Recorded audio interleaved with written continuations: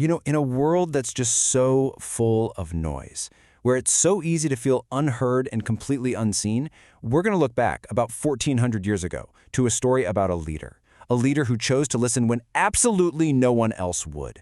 And in doing so, he showed us a kind of mercy that honestly, we need now more than ever. So this story, it starts with a woman, someone who was living on the very edge of her society. And I want you to really picture this. She wasn't just ignored. No, she was actively pushed away, made to feel like she didn't belong. To everyone around her, she was just a problem, something to avoid.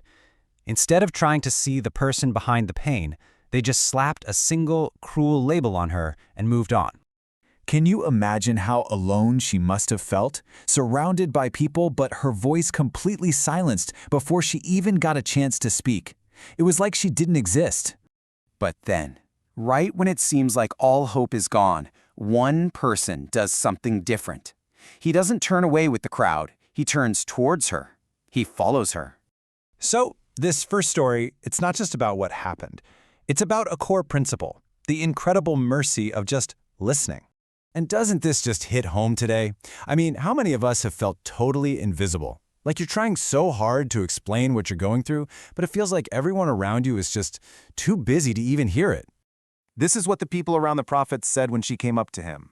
"Leave her," they said. "She's not well." He can just hear the judgment in their voices. They'd already decided who she was and written her off completely. But his response? It was incredible in its dignity. He just calmly turned to them and asked, "Is she speaking to you or to me?" With that one question, he validated her. He gave her the respect that every single other person had denied her. And what he did next just shows his character so perfectly. He didn't just give her a quick word of comfort. No, he followed her away from all those judging eyes. He sat down with her right there on the sand, meeting her at her level. And then he just listened. He gave her his full, undivided attention as she poured her heart out, laughing sometimes, crying others, and he was just there, patient, merciful. And that's the lesson that just resonates so deeply.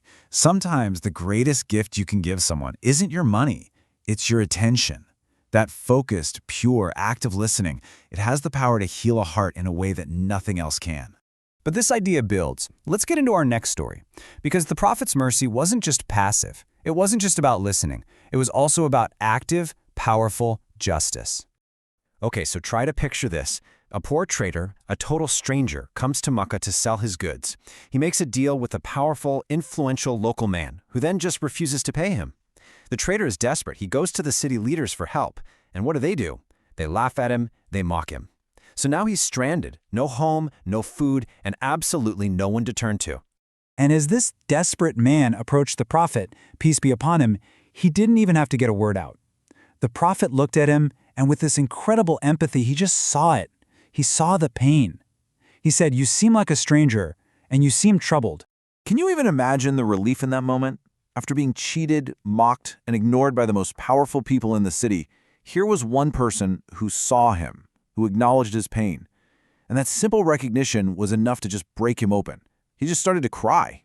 And what's so amazing here is the balance in his character. See, everyone in Mecca knew him as a man who was gentle, who was humble in the way he spoke, but they also knew that when it came to injustice, that gentleness was backed by a will of steel. He didn't hesitate for a second. He stood up, walked with that traitor right to the cheater's house, and demanded justice be done, right then and there.